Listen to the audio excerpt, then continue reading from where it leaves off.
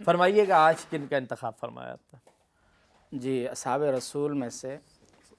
حضرت صہیب رومی رضی اللہ تعالیٰ عنہ۔ سب سے پہلی چیز تو یہ ہے کہ ان کے نام کے ساتھ جو لفظ رومی لگا ہوا ہے، جی اس سے عام طور پر یہ تاثر پیدا ہوتا ہے، اکثر و بیشتر لوگ یہ سمجھتے ہیں کہ شاید کوئی اجمی صحابی ہیں جو روم سے آئے تھے اور مسلمان ہوئے تھے۔ حضرت صہیب رومی رضی اللہ تعالیٰ عنہ والد کی طرف سے بھی عربی تھے اور والدہ کی طرف سے بھی عربی تھے۔ اچھا، رومی کیوں کہلاتے تھے؟ رومی اس لیے کہلاتے تھے کہ ان کے والد اور ان کے چچا جو تھے یہ ایران کے بادشاہ کی طرف سے عراق میں سفارتکار تھے۔ جیسے بعض اوقات پاکستان کا کوئی آدمی ہے اور وہ اعزازی طور پر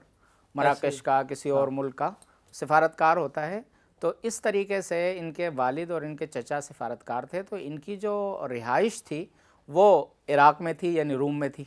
جو روم کی سلطنت کے سمجھیں گے اس میں ماتحت وہ علاقہ آتا تھا۔ پھر ہوا اس طرح کہ ایک مرتبہ رومیوں نے حملہ کر دیا اور عراق سے بہت سارے لوگوں کو قید کر کے لے کر اپنے ساتھ چلے گئے، جس میں بچے بھی شامل تھے۔ حضرت صہیب کی عمر اس وقت صرف 5 سال تھی، اور یہ بڑے بہت خوبصورت گول مٹول اور پھر جیسے سنہرے بال ہوتے ہیں، دیکھنے والا بس ان کو دیکھتا ہی رہ جائے، تو بس وہ ان کو بھی ایک کھلونے کے طور پر سمجھ لیں، بچوں کو لے کر گئے تو ان کو بھی لے کر گئے، اور پھر ان کی باقی جو پرورش وغیرہ ہوئی ہے وہ اہل عراق میں ہوئی، رومیوں میں ہوئی،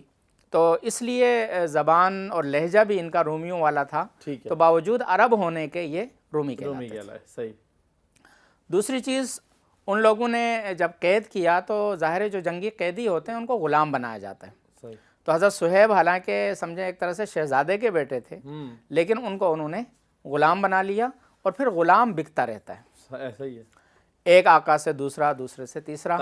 وہ بکتے رہے۔ اور عبداللہ بن جدعان نام کا ایک آدمی تھا جو مکہ میں تجارت کرتا تھا، تو وہ ان کو عراق سے خرید کر لے آیا۔ جس آقا کے پاس یہ تھے، اور یہاں سے پھر اللہ کا وہ نظام کام کرتا ہے، آپ ذرا غور کیجئے گا کہ جس آقا کے پاس وہ تھے ان کے پاس عیسائیوں کا ایک مذہبی پیشوا ملنے کے لیے آیا کرتا تھا، صحیح، تو وہ ان سے حالات وغیرہ بھی لیتے رہتے تھے کہ بھئی کیا حالات چل رہے ہیں اس وقت، دنیا کا کیا انوائرمنٹ چل رہا ہے، تو اس حوالے سے اس عیسائی پیشوا نے ایک مرتبہ یہ کہا کہ دنیا میں تو اس وقت شر ہی شر کا غلبہ ہے، چاہے وہ روم ہو، چاہے وہ کوئی اور ملک ہو، شر کا غلبہ ہو گیا ہے، ہم سارے کے سارے برائی کے پیکر بن چکے ہیں، اور مجھے خیر کی جو ہے کوئی امید، کوئی کرن نظر نہیں آ رہی۔ ہاں، ہماری کتابوں میں یہ لکھا ہوا ہے کہ کھجوروں کی سرزمین میں ایک نبی آئیں گے، وہ نبوت کا دعویٰ کریں گے، اور ان کے بعد جو ہے وہ پھر اخلاقی جو خصوصیات ہیں وہ پھیلیں گی، اور لوگ اخلاقی اعتبار سے دوبارہ سے بڑے بلند کردار پر آ جائیں گے، اور حالات بہتر ہو جائیں گے، لوگ ایک دوسرے کا خیال رکھنا شروع کر دیں گے، اثار و قربانی عام ہو جائے گی، اور ضرورت مندوں کا جو ہے وہ لوگ خیال کرنا شروع کریں گے۔ تو ایک نبی کا ہماری کتابوں میں لکھا ہوا تو ضرور ہے، اور وہ اسی علاقے کے حوالے سے لکھا ہوا ہے، لیکن وہ کب آئیں گے مجھے کچھ نہیں پتا۔ حضرت صہیب کہتے ہیں کہ میں انتظار میں تھا، میں نے کہا کہ جب پورے ملک میں ہی کہیں خیر نہیں ہے تو کیوں نہ میں وہاں چلا جاؤں۔ صحیح، ایک غلام کی اپنی کوئی چاہت نہیں ہوتی، غلام اپنی مرضی سے کچھ کر بھی نہیں سکتا، تو بس میں یہ دعا کرتا تھا کہ مجھے کوئی مکہ کا، کوئی عرب کا آدمی جو کھجوروں والی سرزمین کا آدمی ہے نا، وہ مجھے خرید لے، صحیح، تاکہ اسی بہانے میں وہاں منتقل ہو جاؤں، اور جب وہ نبی نبوت کا دعویٰ کرے تو میں اس کے دامن میں پہنچ جاؤں۔ اللہ اکبر۔ اللہ نے نظام ایسا بنایا کہ ان کے آقا کی عبداللہ بن جدعان کے ساتھ لین دین ہوئی، اور بالآخر جو ہے ان کا سودا طے پایا، اور عبداللہ بن جدعان ان کو لے کر چلا گیا، مکہ آ گیا۔ صحیح، کئی مضافات میں وہ رہتا تھا۔ یہ جب آئے، لڑکپن تھا ان کا، یا نوجوانی آپ کہہ لیں، تو اس نے اپنے معاملات بھی ان کے ہاتھ میں دیے ہوئے تھے، اور یہ غلام تو تھے نہیں، شہزادے تھے، تو ان کے اندر جو خصوصیات تھیں وہ غلاموں والی نہیں تھی، ایسا ہی، ٹھیک،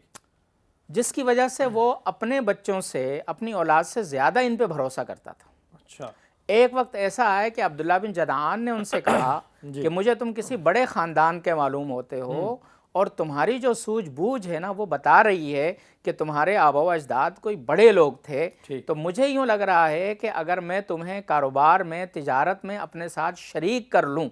تو تمہاری وجہ سے مجھے بھی فائدہ فائدہ ہوگا. ہو جائے گا. ٹھیک ہے. ابھی غلام ہو تم، ڈرتے ڈرتے کوئی مشورہ دے دیتے ہو، کبھی اس پہ میں عمل کر لیتا ہوں، کبھی نہیں کرتا ہوں، پھر یہ پارٹنرشپ والا معاملہ ہو جائے گا، تم میری برابری کی سطح پہ آ جاؤ گے تو تمہاری وجہ سے مجھے لگ رہا ہے مجھے اپنے کاروبار میں نفع ہوگا. صحیح. انہوں نے کہا بہت اچھی بات. اس کے بعد اس نے جو ہے ان کو کاروبار میں شریک کیا، اور یوں سمجھیں کہ اس کے کاروبار کو تو 4 چاند لگ گئے. صحیح ہے. اتنا نفع ہوا کہ اتنا نفع وہ کہتا تھا یہ سارا کا سارا یہ آپ کی وجہ سے ہے.